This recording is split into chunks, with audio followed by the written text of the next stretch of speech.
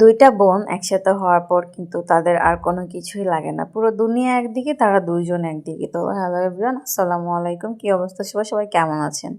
তো চলে আসলাম আবারও আপনাদের মাঝে নতুন একটি ব্লগ ভিডিও নিয়ে। ভিডিওটি কেমন লাগলো তা অবশ্যই কমেন্ট করতে ভুলবেন না। তো আজকে আমার বাড়িতে আমার বড় বোন আসছিল, তো ও আসার পরে ওকে নিয়ে সারাদিন খুবই ব্যস্ত ছিলাম। তো বিকেলবেলা আমরা দুইজন অনেকটাই ফ্রি ছিলাম, যেহেতু ওরও বেবি আছে আমারও বেবি আছে। তো দুজনেই খুবই অনেক কাজে কর্মে ব্যস্ত ছিলাম তাদেরকে নিয়ে, আবার দু বোনে অনেক আড্ডা টাড্ডা দিছি।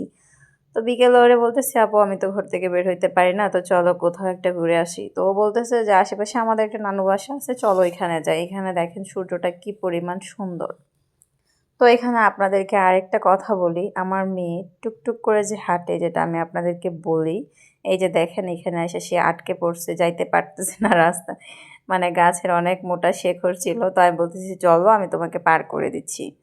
ও কিন্তু প্রচণ্ড মানে জার্নি করতে পারে, কষ্ট করতে পারে, ওর কিন্তু অনেক ধৈর্য, ওর মায়ের মতো। যাই হোক, আমি তো আপনাদেরকে বলি, আপনারা হয়তো বিশ্বাস করেন না। তো ওরে নিয়ে আমি যতটা রাস্তা আসছি, প্রায় 20 থেকে 25 মিনিটের রাস্তা আমরা হেঁটে হেঁটে গেছি। পুরোটা রাস্তা ও একা একা হেঁটে হেঁটে গেছে, আবার একা একা হেঁটে হেঁটে আসছে। তো যাই হোক, আমাদের নানু আমাদেরকে রাস্তা থেকে রিসিভ করছে। রিসিভ করার পর আমরা ওইখানে গেছি, অনেকক্ষণ গল্প টল্প করছি। তারপরে আমরা আবার আমাদের বাসার উদ্দেশ্য রওনা দিয়ে দিছি, কারণ আমরা প্রায় সন্ধ্যার আগে আগে গেছি, সন্ধ্যা হয়ে যাচ্ছে, আমরা বাচ্চাদেরকে নিয়ে বাড়িতে যাব। তো সেই চিন্তা করেই ওইখান থেকে বের হয়ে যাওয়া।